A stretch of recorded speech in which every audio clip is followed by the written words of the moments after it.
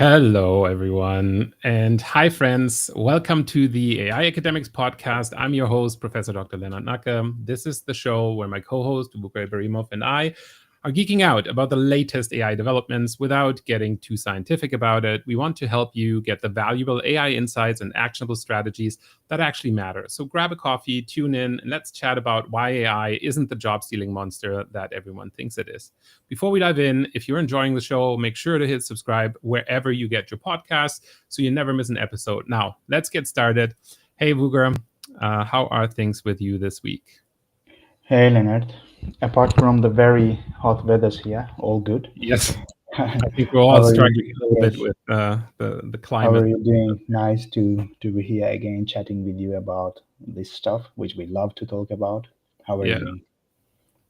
I'm doing fine. It's definitely a lot of things that we've seen that have changed in the last little bit. I think one of the biggest things that we wanted to talk about today as well is basically the advent of ChatGPT-5, which was big news this week.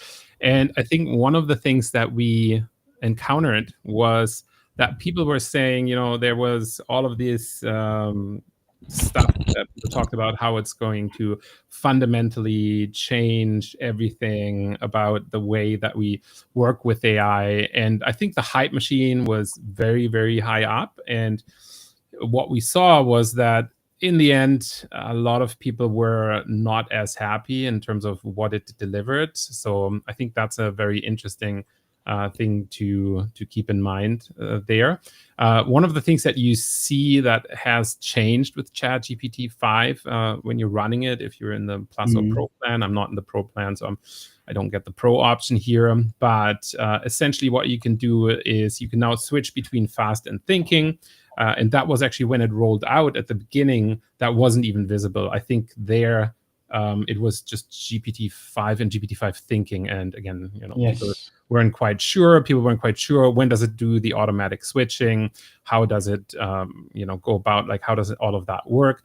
And so that was, I think, very frustrating for a lot of users. And there were also a lot of people that were talking about the specific use case of having an older model, having a legacy model like GPT-4o and GPT-4.5 and other models that they wanted to work with, and they didn't get access to that. So what you essentially have to do then is you have to go into your settings menu, and then in your settings menu, you can now select show additional models. And once that's toggled on, they're right back here. And you can And see I think legacy models, you should be seeing now more models. Yeah. exactly, because now we can see O3. And a lot of people were saying, O3 is still better at reasoning. And when they want O3, there is maybe, just a much better use case for using O3 and having that readily available. And so, yeah, people were complaining that they don't want ChatGPT to make that choice for them. They want to make that choice themselves. And the interesting thing is also when I just click that, and this might just be that it just refreshed, or this might just be because I toggled that option on. Now I have the Thinking Mini available. And I think this was the main complaint for people, that basically the mini model, like a lot of people had this conspiracy theory that the mini model was just by default being selected so that just ChatGPT saves a bunch of money right away because it's much cheaper to run these mini models, and that they can't just force the larger model. And that's of course an interesting thing. Whether or not you buy into that as a conspiracy theory, I think is doesn't really matter. There was this meme with like baby just walked. I'm pretty sure you've seen that, where it's just like the kind of excitement from, okay, actually, let's just put that in here, the excitement from the different models that is different. So here we have the thinking model that's like, okay, this is what you got to do, step 1 to step 2, step 3.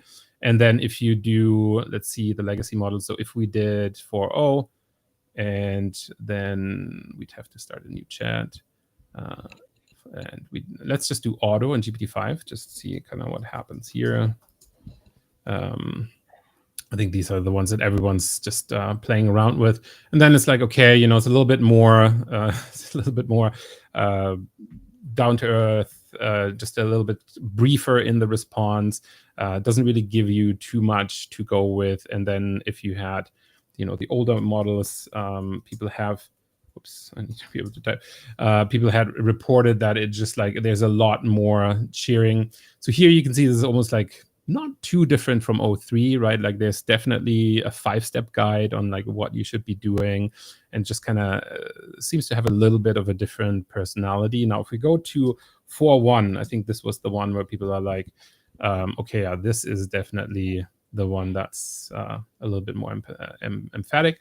But it's actually not the case. If you look at that, it's curt, it's short. Yeah, there's a lot of cheering on there, but that's about it. It's not too crazy in terms of the feedback that you're getting. So it is interesting that there was a lot of feedback. A lot of people are wondering about like why is it taking away these choices from us? And we're just saying it's not too bad, I would say.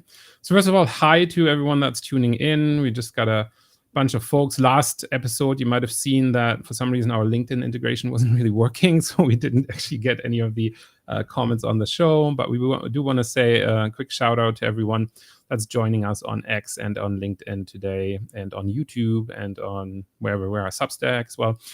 So we don't get all the comments fed in here, but for sure we'll be checking in with you.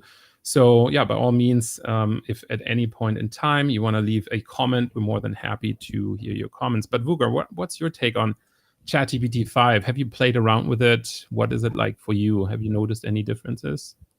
Yeah, as first of all, I think I have to also mention this is I use the plus plan, so I don't have access to the pro plan. Gotcha. I don't know how the result would be with the pro plan.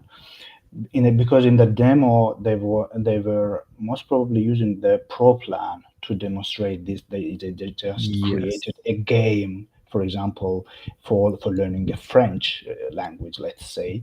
Yeah. And the result they got there, I copy paste the exact prompt on my ChatGPT with the pro plan, with the deepest thinking model, and tried to create that game myself. The result was totally different, and the poorer, I would say. And Poorer. yes, Okay. because Yeah. their result on the show was better than what I got. I tried Yeah. it for multiple times, and I think the pro plan is definitely doing better. The plus Yeah. plan, you have to play a lot with your prompts, and if you want to get the result, because with very simple prompt, they got this kind of game, the Yeah. gamification of the language learning process. Yeah. But what I get was totally different. So this is the first comment. Maybe there's a huge difference, I would say, in pro Yeah. and plus plan. But in terms of my daily tasks, and also the other tasks I use ChatGPT, it still depends on the very good prompt. The better your prompt, Absolutely. Yeah, still. And like knowing, I think it's like knowing for a lot of it as well, like knowing yes, you're using a thinking model. So now you have to do these step-by-step instructions and yes, really break things down. And I actually think the differences are so minor with all of these frontier models at this point. If you're using Gemini 2.5, I think Gemini 2.5 was really where the biggest jump happened, because all of a sudden, things got really good. And then, yeah, like GPT-5 is kind of at that level. And so is Opus 4.1. We're going to have a quick look at how that replies as well. But before we go over into these ones, let me just switch back again to our window here. Another news that it was interesting in that regard that I just quickly wanted to mention is there was also this startup that is now essentially claiming that it has AI models that are so tiny that they are using way less power than the bigger models, right? They call them chicken's brain and fly's brain, which is kind of funny. But basically, they found a way. And if you ever watched the comedy show Silicon Valley, it was all about compression. I don't know if anyone ever seen that comedy, but it's all about the compression algorithm, right? Like how powerful it actually is to have good compression. And of course, in the age of AI, the compression is a huge part of what makes things interesting. So here we have this startup from Spain, and this is interesting because in Europe we haven't seen a lot of big players entering the AI game. A lot of it is concentrated in North America. So I'm kind of excited to see that Spain is, throwing the hat in the ring. Not that they have their best models or whatever, but that they're actually working on making things more compact, making this more energy efficient. I think that's a big one for many people that are concerned about the energy consumption of these models. And so that we're seeing, okay, now we can find models that are more compressed, that run easier. And this is also interesting with a lot of people. We reported about this, I think, in one of our very first episodes, I think our second one, where we talked about Apple AI and all of the promises that they made. And I think a lot of people are looking at how can we integrate this in real time on the phone so that it actually becomes something that's really, really useful. And I think, we got a feedback there. I still use Gemini right now from Ilham. Hopefully pronounce that correctly. And I think a lot of us, are very happy with what some of these models do. And it's just a matter of how do they connect with everything. But to me, that's a very interesting thing that we've seen there. That we now have these compressed models, or this way to do these compressions, 60% compression. Definitely something I think that is worth keeping an eye on, or 90% compression here. So really something that is quite interesting for running AIs on even smaller devices. And, if you're thinking about the future, we had this episode where we were talking about the brain chips and other stuff as well, right? Like there's a lot of potential where some of this stuff can go. Any thoughts on that, Vugar? I mean, this is interesting. To be honest, we are both not an expert in this field. I really still don't understand how they do it. They always like it. You remember this DeepSeek story when they just came up saying that we are the cheapest model. We are trained the same. We are almost doing the same thing that OpenAI doing in spending billions of dollars, but we are just with very little money. We do that same thing.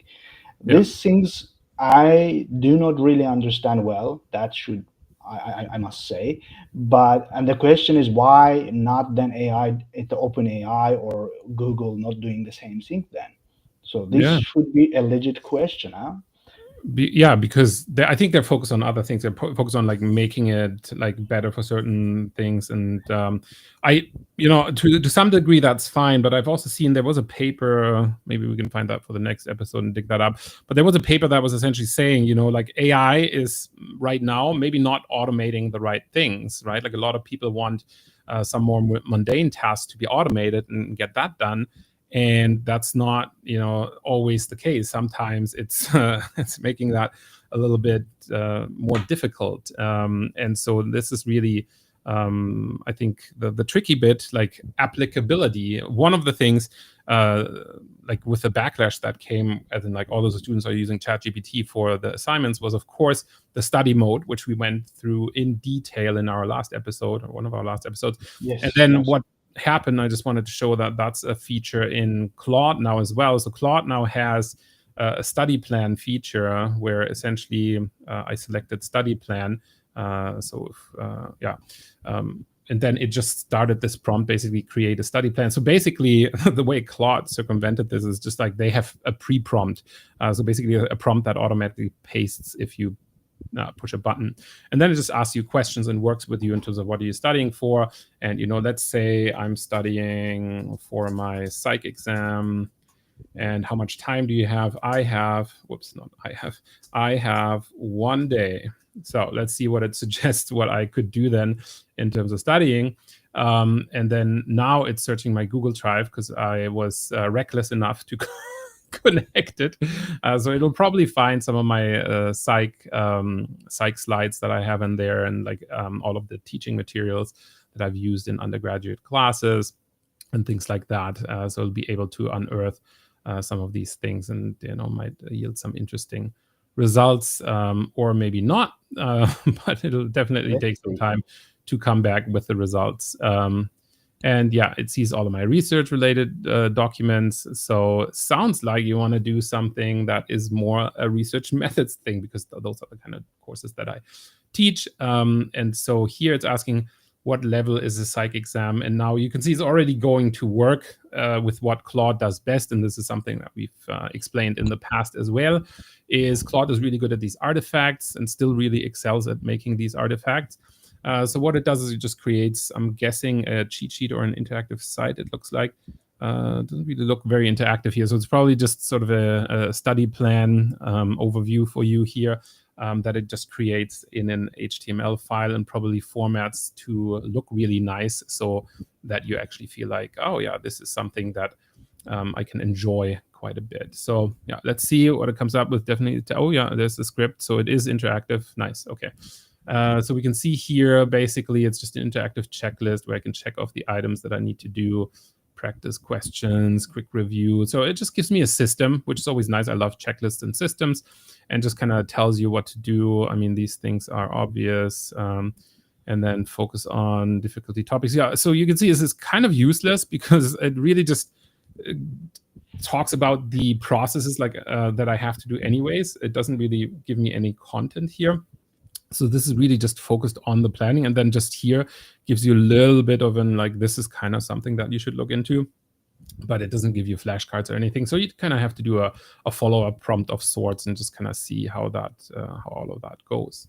And yeah, so thanks everyone that's sending some hellos still in the chat.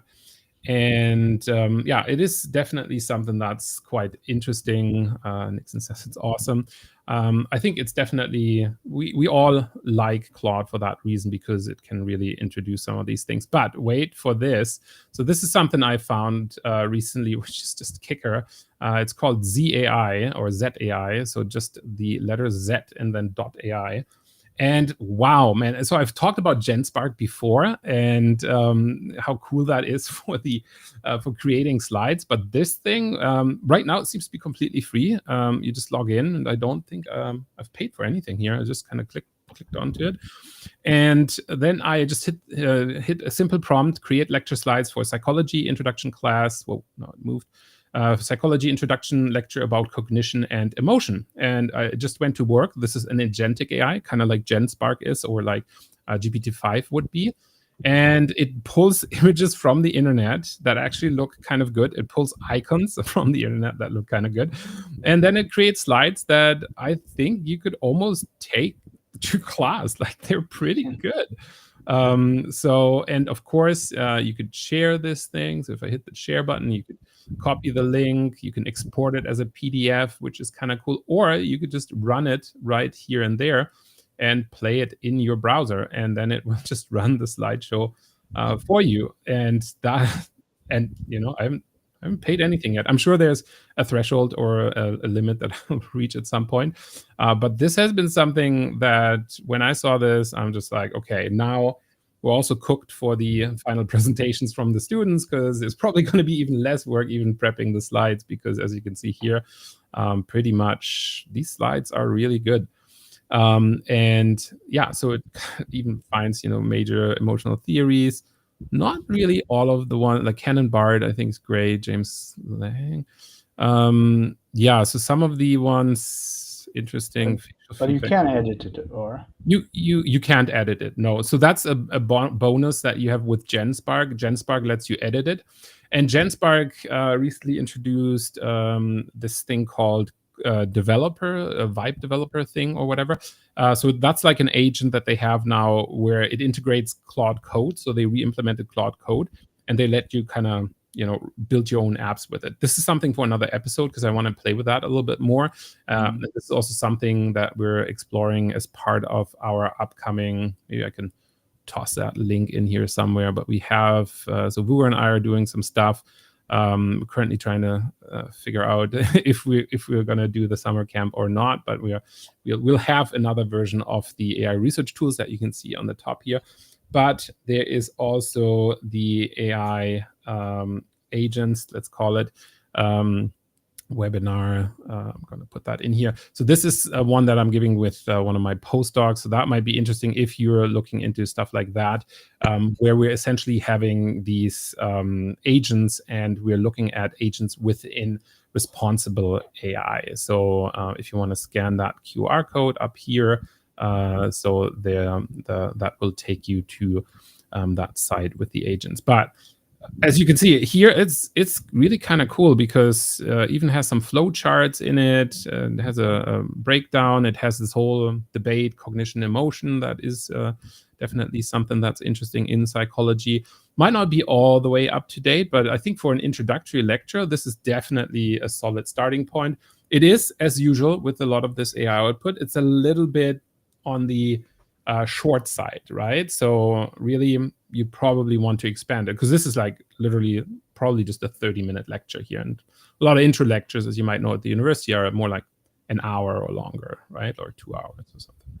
And then there's exercises and other things. So just something to keep in mind as this kind of stuff is happening. Yeah, your thoughts on that, Booger? What do you think about this? This is pretty Yeah, cool. personally, yeah. Today is the first time, like I think most of our visitors or anyone who is watching right now to us, it's my first time I heard about this is Yeah, Z.AI, Z.AI. which looks and sounds good, but I would definitely love if it would be possible to you can download it and you can also as like PPT file, and then is it possible if It is not right even now. It's just a PDF yes, file, right? So yes, that's right now. That's the would be problem. I also nice. Yeah. once I'm in this presentation mode, I just noticed I don't actually know how to get out of this. So this is a little bit of a okay. You got me stuck. I guess it's because I gotta close this and then I'm back here. Okay. So basically, it's a new window, and you just gotta Yes. close the window, and then you get back. So definitely would be lovely to have that option to download as a PPT file, and then the Yeah. possibility to edit what is. I think you just hover there's is it a edit button here? No. Just come Uh, over the slide like it's oh, the edit. edit Yeah, button. Oh, look at that. Okay, I yeah. can edit it. Then So it is basically, you nicer. prompt edit it. Okay, so that's Yes. pretty good. So then you have to Yeah. reprompt it, and then you can just describe your editing ideas, and it'll just redo it because the underlying stuff is just HTML code. So you could And under probably, each sentence, it gives you option yeah, like on every the element, even ChatGPT canvas. If you yeah, write on ChatGPT canvas, you will have kind of same option. When you select a certain part of the text, you can just edit that part. Here also is kind of the same principle. You can apply, you can edit, which is nice. Which is definitely nice. If you can download it as PPT file, then why not? Because it's the structure looks really nice. Because otherwise, it would take I usually my presentations took me hours. I prepare for my exactly, right? yeah, And and therefore it's definitely a huge time saver, I would say. yeah, and you could reprompt, like talk about the colors more, and again, like way more detail, and I'm sure that would all be fine.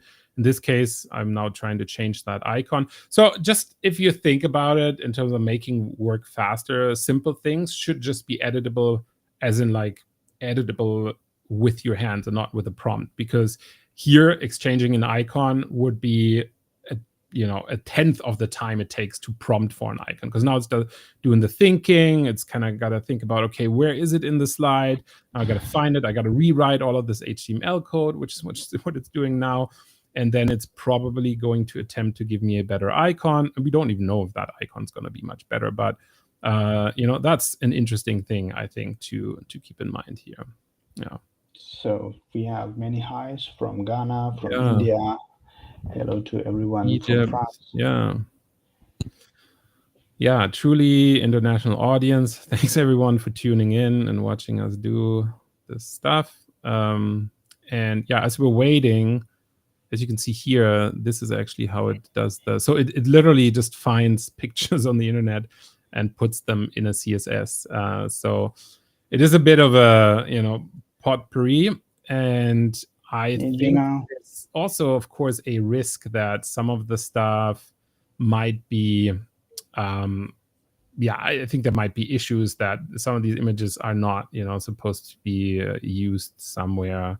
I think this is in general one of the things that you see with AI, is that the internet is just one big boutique where things get just pulled and pushed and like put together. And So yeah, I guess the death of the author debate that we had before, where it's just like everything is fair game if it's on a website somewhere, and that of course is not everyone's jam. So just something to keep in mind here as you're going through this.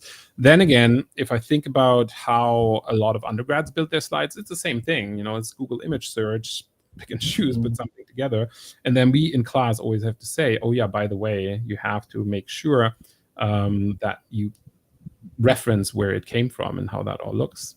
Okay. So what happened is the bear is gone completely now.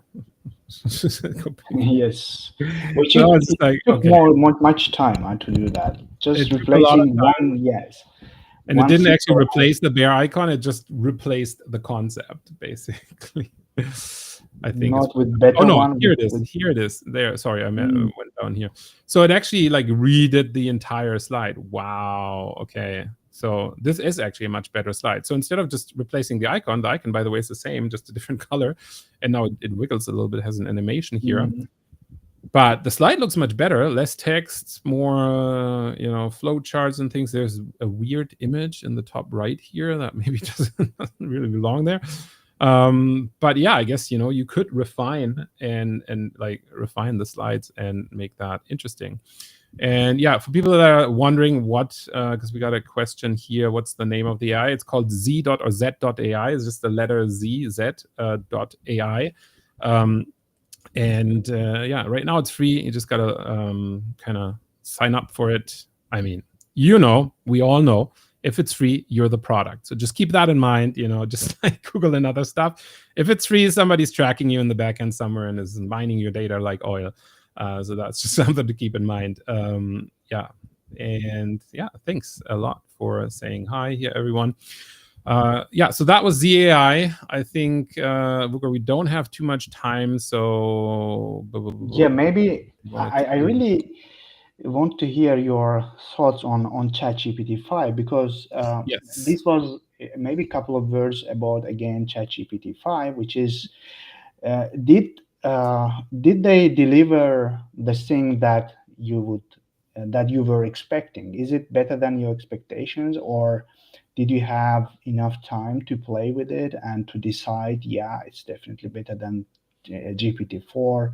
And did you feel the difference?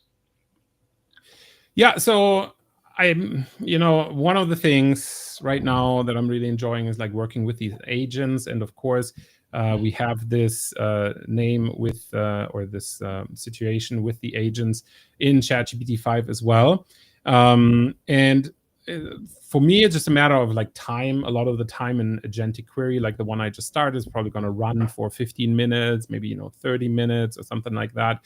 Where some of the more agent-focused ones like GenSpark and Z.AI or Z.AI are much quicker to come to a result, right? Because they're only going to run for 5-6 minutes. And this was something I talked about with Perplexity Labs as well. So Perplexity Labs is another sort of agentic way of doing deep research. I think it's like a mix between deep research and pre-agents, because it came out before a lot of the agents came along. But in theory, it really is an agent in the background. So what that does is it allows you to basically run through that entire idea of here's a topic that I want to find out more about, and this is the best way to do that. So just something to keep in mind. Yeah. So is it better? Is there like what what is there to think about it? I think it's not better. It's more automated. So I think for most users, it is better because it's less thinking involved in like doing the thing. And I think that was the whole point of it. They wanted to make it more user friendly.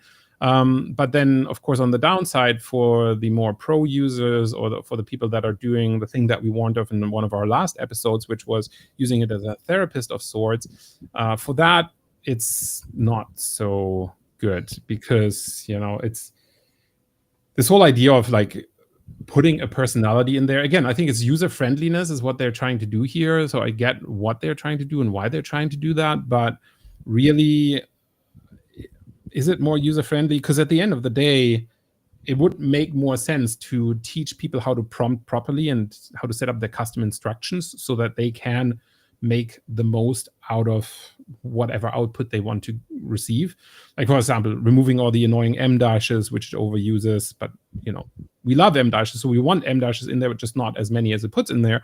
And then the other thing with I don't know if you've noticed that, but you definitely noticed that on LinkedIn with everyone posting, is like these posts where it's like quotation marks on everything when it wants to emphasize a word.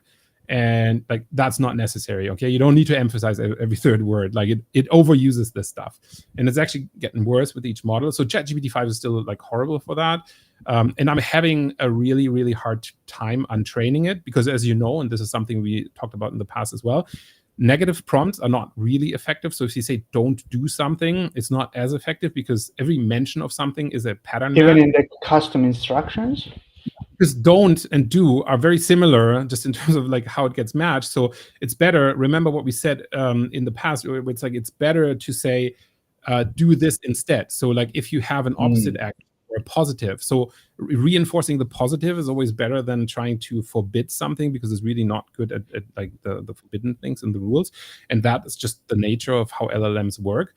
So that's, I think that's one of the challenges that remains, even with smarter models and upgrades and downgrades. And like, for me, I don't like the more black box it is, like what we're watching right here with the agentic query that's going on there. It's obviously optimized to look cool, to have a wow effect for the user, because we can see that it kind of has its own little web browser there, and it's going around the web and it's gathering information.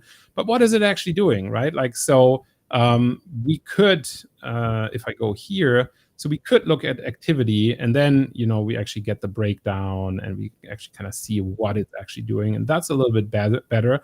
And of course, you can also take over the browser and stuff like that. But for most people, they won't even know that, right? They won't even go there. And for them, it's just like, oh yeah, this looks like a really interesting thing, and it's like doing its magic in the background. But for me, it would be more like, yeah, let's customize this thing better for the things that annoy us, that are, very common. And for me, that doesn't even need to be just the visual things or the agentic behaviors. It really needs to be output. I want to be able to, turn on and off things in the output that by default it just does. And yeah, so I don't like the black boxing. And this is another thing, and we mentioned that in our AI research tools webinar that's now a year old, but like we said, we're going to do the update soon. So one of the things that people come to me and ask me is like, can I do my lit review with AI? And I have to say no, right? Because like, if you follow Prisma or any like traditional literature review standards, it has to be replicable. And I'm sorry, but a black box is not replicable.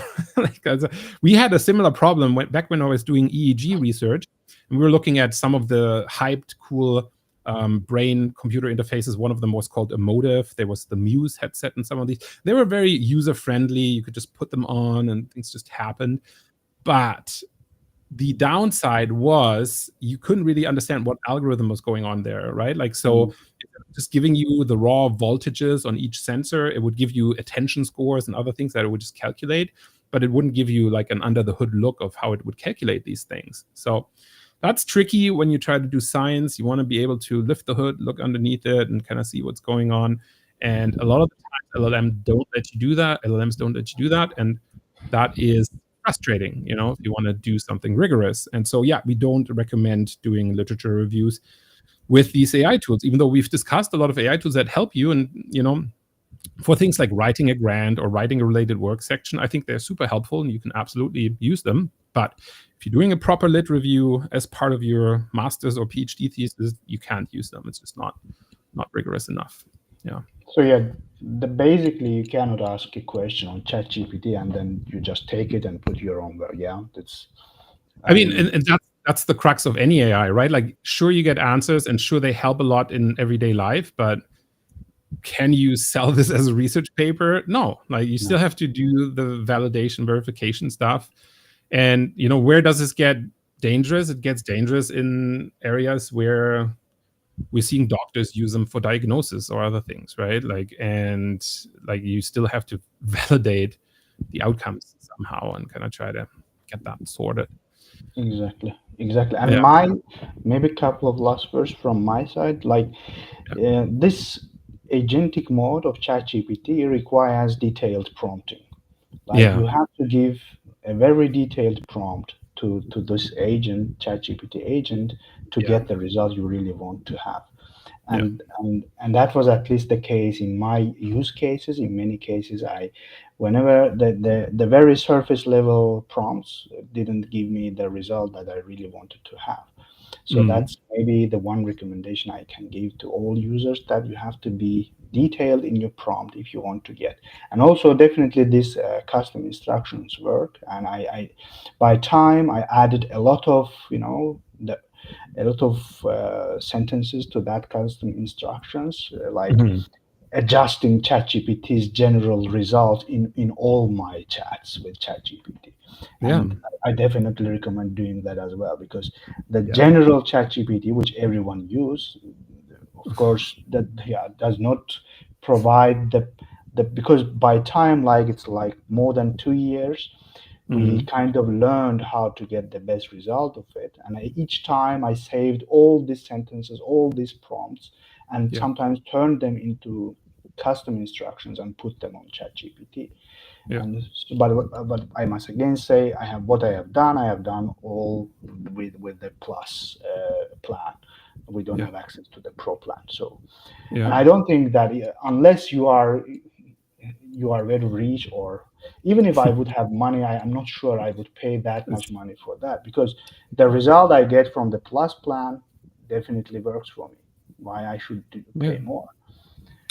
Well, and like what I mentioned earlier with the GenSpark thing, you can actually get access to ChatGPT 5 Plus as part of GenSpark, and that's only $20 a month. So Yes. that's how I do my or Pro, not Plus, sorry, to the Pro usage. So that's how I do my Pro usage. I just do it through GenSpark, and that works quite nicely and is not as expensive.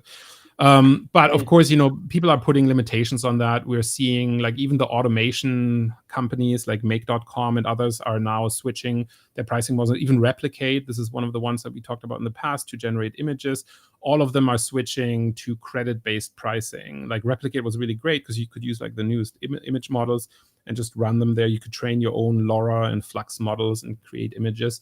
But now it's not a per unit pricing anymore, but now it's like prepaid. So you have to like buy the credits, put them in there, and then it Mm, turns those credits into the money. And this, why that's happening? It's this whole idea of dynamic pricing that's taking over everything. You might have seen that at Walmart too, that people are now putting in LED displays instead of printed out stickers, so that the price mm, with AI changes automatically based on the demand. This is absolutely nuts, right? So airlines have been using that for a long time. I think that they've just kind of adjusted the pricing based on your cookies and your behavior and things like that, and how much they think you're actually willing to pay versus what it actually costs them. And I think with AI, this is definitely a risky business that's happening right now, is that people are really trying to milk each of us as consumers to the maximum of their abilities. And I'm a little scared about that one. Okay, that's a nice, that's not such a nice, but that's an interesting point to end on, and maybe take that into another episode. But yeah. and maybe a couple of words. What is Yeah. this here, Leonard? What do you see? Oh yeah. So yeah, let's actually, I can pop that into an And even bigger we'll thing right here. Yeah. So basically, one of the things that we want you to know is that we have a 3-hour webinar that we recorded a year ago, where we're trying to help you cut your stress in half with AI research tools. We're going to cut through all of the noise and really help you understand what actually matters. We're going to show you some of the tools that we use. I have like about 40 minutes in there where I just talk about prompting ethics frameworks that are really important for academics, that help you which is understand. still relevant today. And Yeah, I think that that the best part of that webinar is that prompting section which you provided, Leonard. yeah, because I think those are like really basic ideas that you really have to understand when it comes to using AI as an academic, because yeah, we have to use it a little bit differently. So something to really keep in mind and work on. So that's something we provide there. Like we said, we're going to update it. We're hoping to do an AI summer camp, but it's taking us so long to do the updates, and we're busy people. So it might be a fall camp instead of a summer camp, but it will happen, we promise. And we have been collecting Yeah. people on the list. So very excited for that to come out and update all of the tools. Okay, Sure. I think that's it for today. Did you have anything else, Vugar, that you wanted to mention before we Not close for this up? today, but sure, for sure, we can promise that we will, if not summer camp, we will definitely updating webinar 2.0. The second version of Yeah, the webinar will be coming. So we tried to do summer camp, but because of our schedules, we couldn't manage quite to yeah, do that. it's tough. But the considering all what is happening in the AI sphere, like now we It's have so quick. ChatGPT-5, Yeah, Opus 4.1, and a lot of other, almost the interfaces of many AI tools changed. But basically, when you take this webinar, basically you will still you can use it with many tools like a consensus, SciSpace, and many other tools, which that's is true. Yeah, dedicated tools for the academic purposes. And we in this webinar we mostly like talked about the dedicated AI tools rather than the frontier tools like ChatGPT, Gemini, and others. And I think yeah, using dedicated tools works definitely better for specific purposes, and absolutely. I Yeah, definitely recommend to doing that rather than going to ChatGPT, because ChatGPT is very good for general tasks, for like true. polishing texts that you write. But Yeah, for dedicated tasks like finding the sources, the consensus is definitely one of our favorites. The size space is doing a very nice job. They are broadening every day. So just I recommend taking this webinar, and who takes this webinar will have a surprising deal for our upcoming webinar as well. And of course we stay open to any question that our users might have on this webinar, or any other question that we can be help of them. So that's it for today. Also, again, it was great chatting with you, Leonard, and looking forward to our next episode next week. yeah. And if you enjoyed this episode and you want more content like this, there are three quick things that you can do to support the show. First, hit subscribe in your podcast app so that you never miss an episode in the future. And it just takes 1 second, but it makes a huge difference in helping us and others to discover the show. And second, if you really value what we were talking about in today's discussion, please leave a rating, leave a like and review, or comment on YouTube or comment on LinkedIn. Your feedback really helps us improve the show and new listeners to find us. Finally, connect with us on social media where we share AI insights that you won't find anywhere else. Thank you, everyone.